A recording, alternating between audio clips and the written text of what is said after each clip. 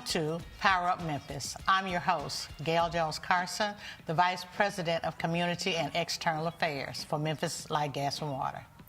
The aim of Power Up Memphis is to take you, our customers, on an inside tour of MLGW to share our programs and operations with you, our customers. And by doing so, we can all better understand how we function as your utility provider. Okay, our guest today on Power Up Memphis is Eliza King, who is the Director of Customer Care for Memphis Light, Gas, and Water. Welcome, Eliza. Thank you. Thank you, Gail. I'm always honored to be a part of Power Up, to share information with our customers. And you always provide good information also. But today we're going to be discussing MLGW's new IVR system. The one that we had before was about 20 years old? We implemented in 1999. And so now we have a new system. We have a brand new system. The system that we implemented in 1999, we had done some upgrades in 2003 and 2008, but it had already reached the end of its life. We did not have any vendors to support it, and we knew that that was a valuable asset for our customers. So we wanted to go out and come up with a new IVR system that would be better, and it would improve that customer experience every time that they call. Okay, so Eliza, I'm just going to be real honest with you. Sometimes I just hate those automated systems. Sometimes I don't mind using them, but sometimes I just really want to talk to a customer service person, and I'm just punching till I get one. But occasionally, if I just need, just simple information or easy information, then I'll listen to the automated message. So tell me, how well are our customers receiving the new IVR system? Well, originally we implemented in October of this year, so we haven't had it up and running for a real long time. But I will say that the first 2 or 3 weeks we had a lot of customer complaints. And so we listened to those complaints, we listened to the calls, and we've made some improvements. What we've done is we've put those things that customers ask for more up front. And we've also given them the opportunity to ask to speak to an agent sooner. When it gets to that general information, you say general information and I need to speak to a representative, and you get that. It's much smoother, and it takes less time than the old system did. But I think a lot of the customers were just used to the old system. They knew which buttons to push to get to an agent sooner. So if they listen to the new prompts, they'll be able to get to an agent much sooner. But what I find is that a lot of customers love the convenience of being able to do their business without having to talk to an agent. Yes. So what were some of the complaints that our customers had that you all addressed? One of them was that it took too long for them to get to an agent because, we had a lot of things up front. So we switched it around. Oh, okay. And we switched it around so that they could get to speak to an agent quicker and not have to go through all the other things. We also looked at what things they asked for more often. Okay. And we put those things up front. And what were some of those things that they asked for more? Payment arrangement, starting services, stopping services, balance, things like that they would ask for more often. But then there are things that that came further down, like locations of our offices or location of our payment agents and stuff like that. Those were not as frequently asked. So we put those things further down on the menu. So customers can actually get payment arrangements by calling our IVR system? Absolutely. And so do we get a lot of those online? Do we get a lot who have to come in or who actually talk to? We get a lot of payment arrangement calls online. And, I would say that our average call volume a day is about 5,000. A day? A day. And we handle more than half of those via the IVR, where they don't really have to talk to an agent. So you see, a lot of them do want to talk to agents, but most of them want to go on and do what they need to do via the IVR. Well, I do know also that some of our customers choose to receive information regarding their bill or other services that we offer via social media. and we make that option available to our customers. We get quite a few, and also we have in the call center, customer care center, the web chat. So do you get a lot of interaction from customers on the web chat? And I'm glad that you brought that up, because this new system allows us to do all of that via the IVR. Oh, really? Yeah, you can punch in and you say you want to chat, and it'll send you to the chat. Oh, okay. Emails, we can get emails through the IVR. It does a lot of things. So you don't have to have a whole lot of different systems. You can use this one system. Now, your question was, do we get a lot of chats? We don't normally get an enormous amount of chats every day, but sometimes if they want to talk to an agent and they're in a queue and they know how long their wait time is, they may elect to do the chat because they know that they're chatting with an individual rather than just waiting to talk to an individual. Okay, so you said they will have the option to select to do a chat, but will they have to be online to do the chat, the web chat? Yes. Okay, so how do they go from the phone to the chat? Or do they have to have a smartphone that they do it on, or? Yes. How does it work? I mean, you have that option. That's another option on the IVR. If you want to do a chat, then it will let you go on and do the chat. But the thing that I'm trying to get is that you can get all of that through the IVR. Okay, you're not going to do the chat while you're on the phone. Oh, you just say, I want to okay. do a chat, and then it tells you how to call in and do the chat. You see what I'm saying? Okay, I got it. Okay.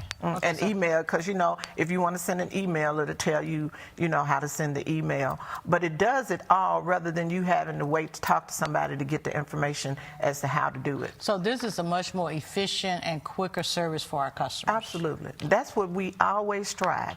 We always strive to make it better, and this was just an opportunity for us. We did not want to wait until that old system completely broke down. We wanted to come up with a new and innovative way to service our customer and make that experience better. And so have we been receiving positive feedback from our customers? We have. Like I said, the first couple of weeks, we got negative feedback. But since we implemented the changes and we start listening to some of the calls to better understand what the customers need, we've been getting positive feedback. Okay, so you say you all get about 5,000 calls a day, and half are handled by the IVR. More than half. More than half. So what kind of wait time do customers have who don't use the IVR? Wait time is because not... that's one of the concerns that we hear sometimes, is that they have to wait so long. The wait time is really, really not that bad. What we find is that during lunch hours, there may be a 2 or 3 minute wait or something like that. Because is there higher demand at lunchtime? Well, because people are off the phone. We have people off the phone going to lunch or whatever. We try to schedule our employees so that they won't have more than a 2 or 3 minute wait period. Okay. Since I've been in that area, I've never seen more than 50 people in queue waiting, and that get cleared out in 2 or 3 minutes. Okay, so let me ask you this. So some of the customers have the option to handle their business via IVR or call the call center. When is it that customers have to physically go into one of our locations, one of our community centers? They may have to go in there to start their account. If their credit is not as good as it should be, they want to see ID or something like that.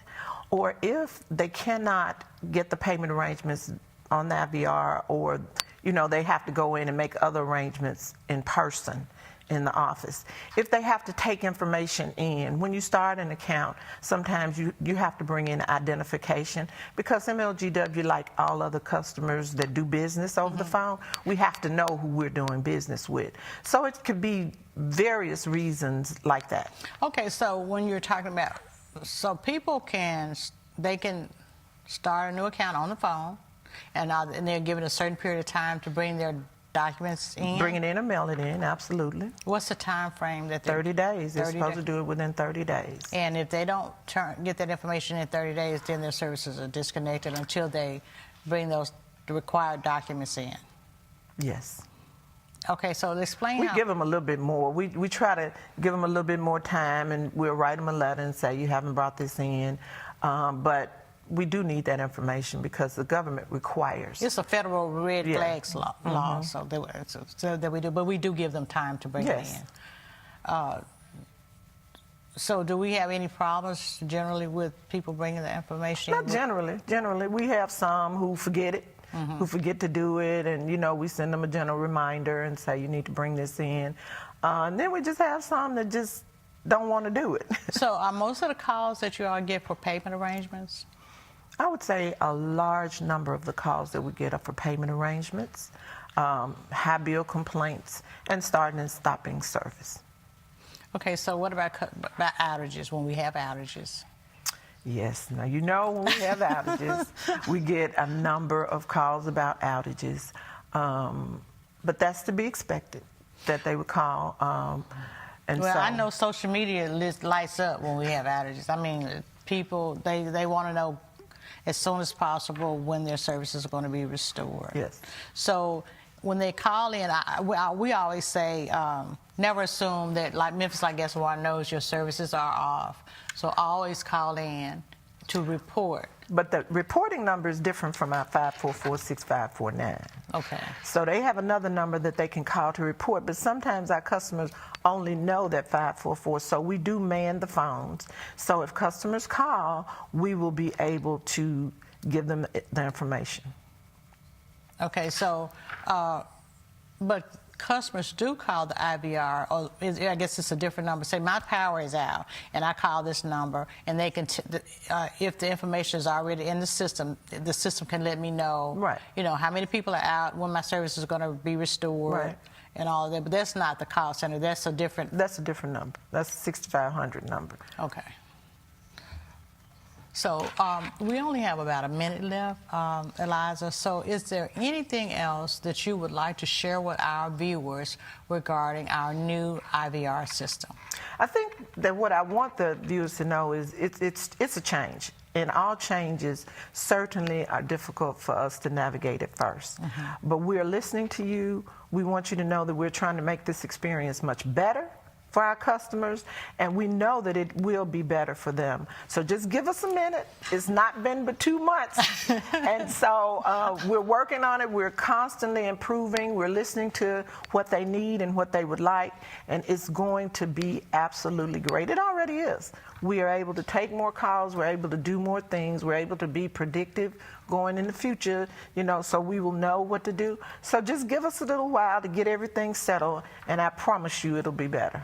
Well, what I do appreciate greatly, and I hope our customers appreciate, is that Memphis Light, Gas and Water employees does listen, and we make the necessary changes when needed. And we're trying to provide the best and most efficient service we can for our customers. So, Eliza, I really want to thank you for coming on today and sharing with our customers the information that they need to know about our new IVR system. Thank you. Thank you for having me. Welcome to Power Up Memphis. Today, my guest is Cruz Iglesias. He is an energy technician in the Energy Services Department. Welcome, Cruz. Thank you so very much for coming on today. Thank you for having me.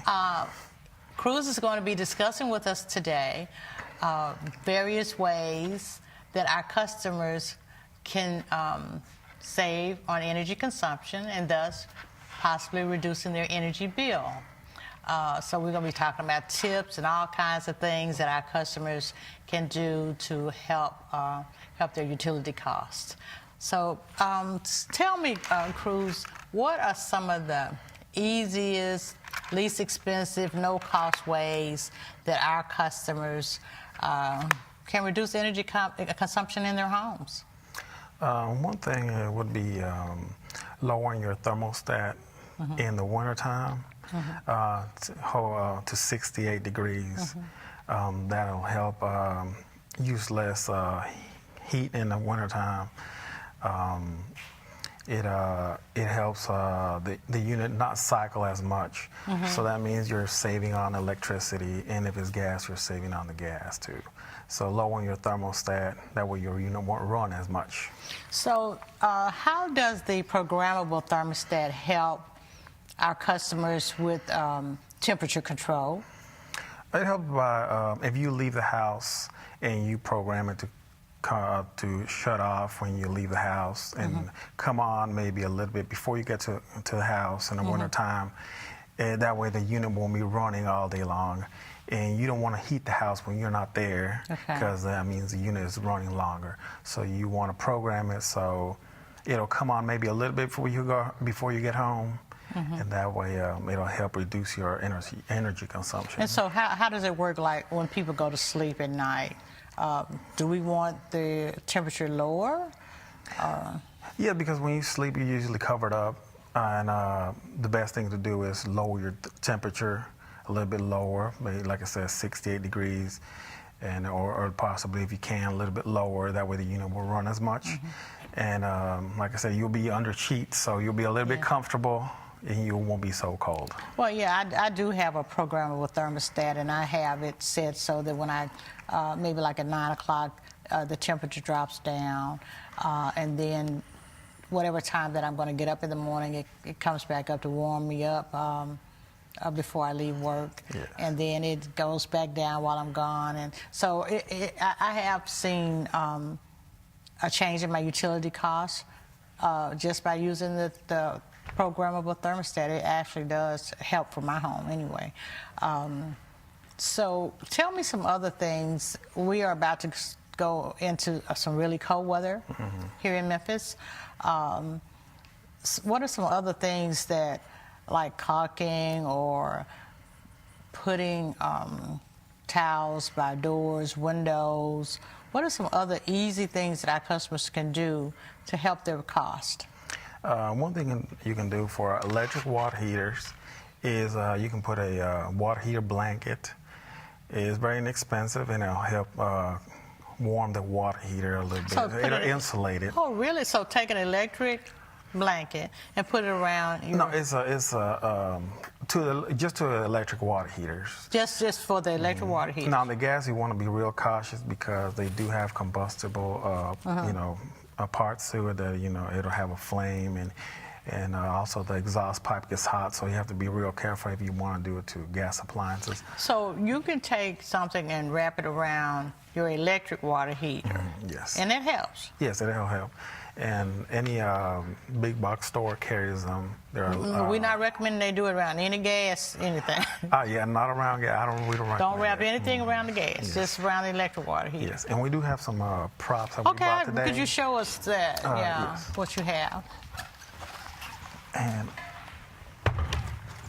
this is a window? this is a window, and when Is it a double pane window? Yes, this is a vinyl double pane window, something we recommend for if you're ever gonna do any upgrades to your windows, replace them. We would recommend vinyl double pane windows. So so the windows that you say for example, my home, the windows I have in there now, if I'm going to do an upgrade, would those windows be replaced, or are these windows put on the outside of those windows? Like in this case, if you're going to replace the whole window, it'll be recommended to be vinyl. They don't get as cold or as hot in the summer and the winter. So you would be actually replacing the whole window unit that's there now if you're doing that. Yes, but there's certain things you can do that you don't have to spend all the money to replace a whole window. You can So is it expensive? To replace a window, it'll probably cost you between $250 and $300 per window. Okay, but you can see the savings long term, or immediately, really.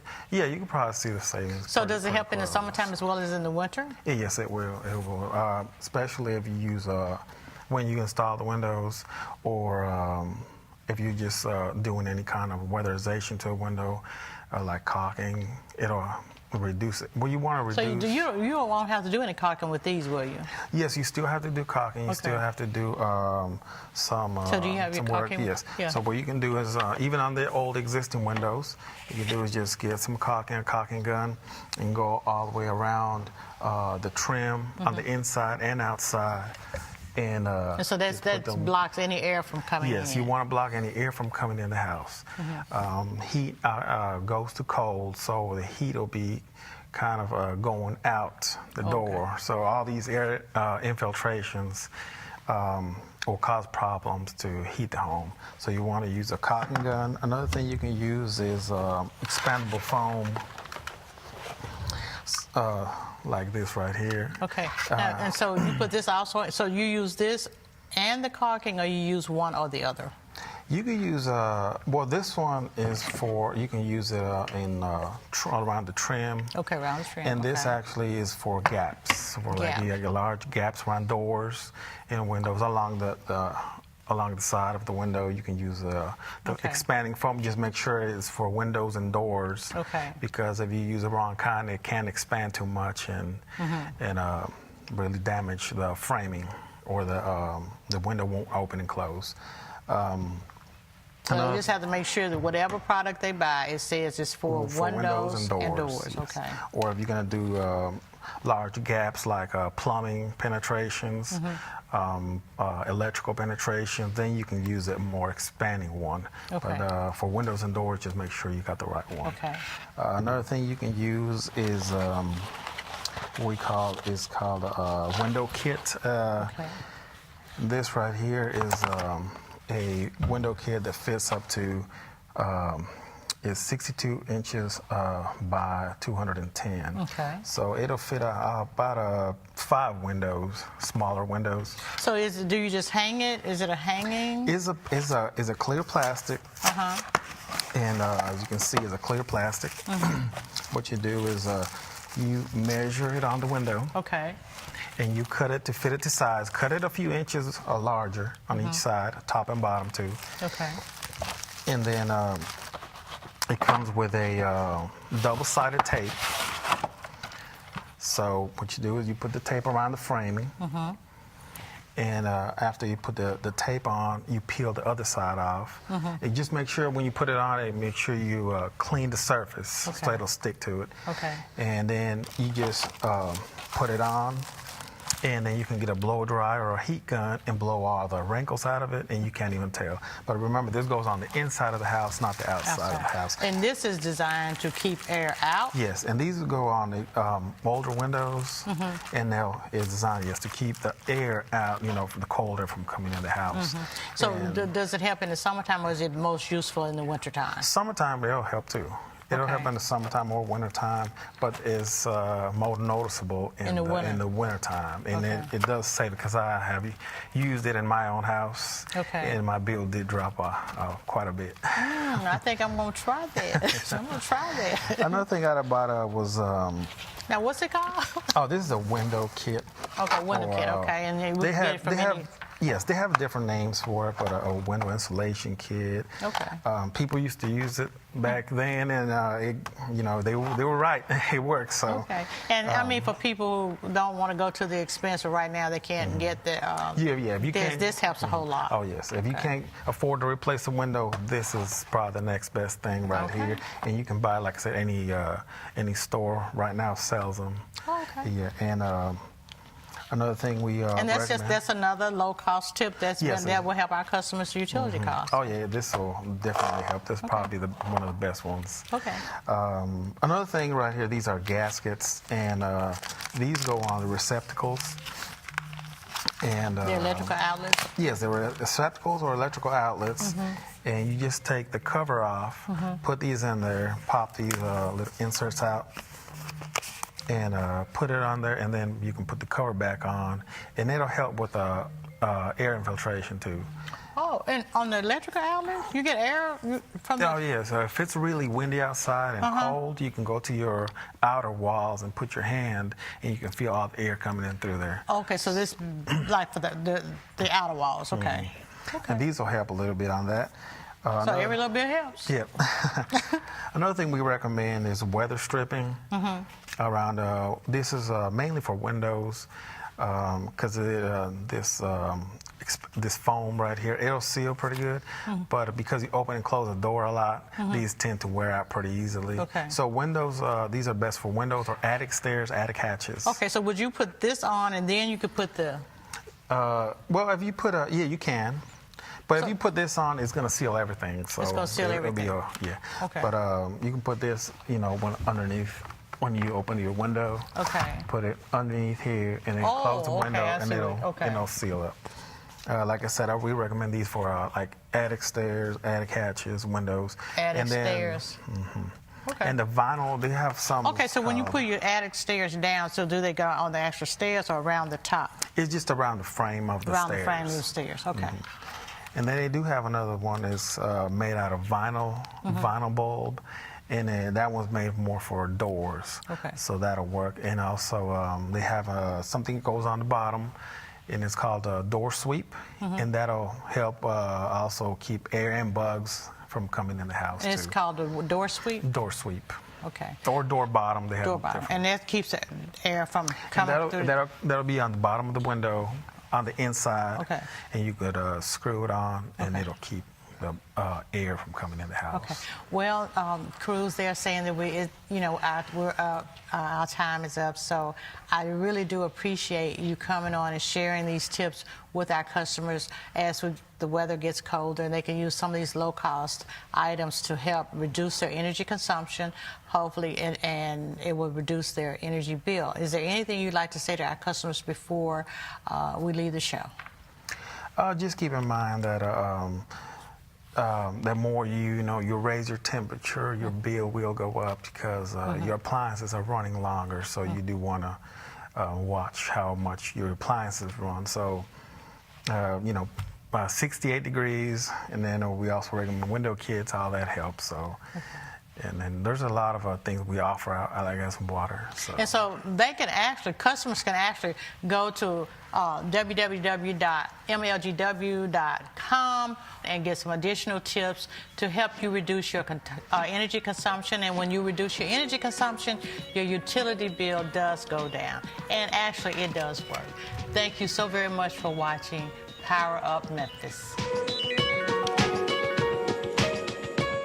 Now, here's our power moment to help you better understand how MLGW works to help you, our customer. The myth today is some of our customers think that their utility bill will be high no matter what the temperature is on that thermostat. The fact is, that's not true.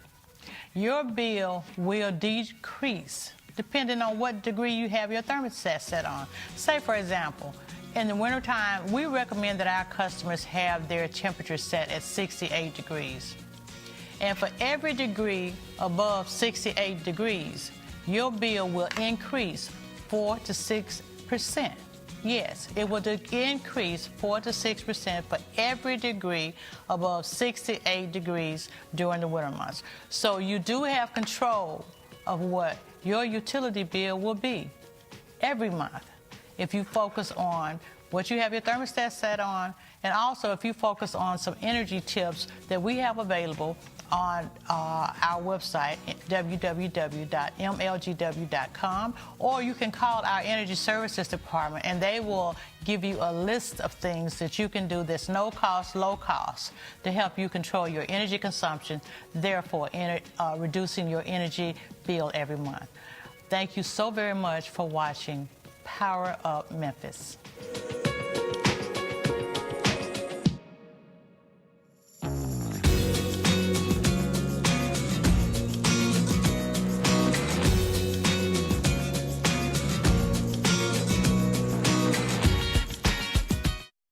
You're watching the Library Channel, a broadcast service of the Memphis Public Libraries and the City of Memphis.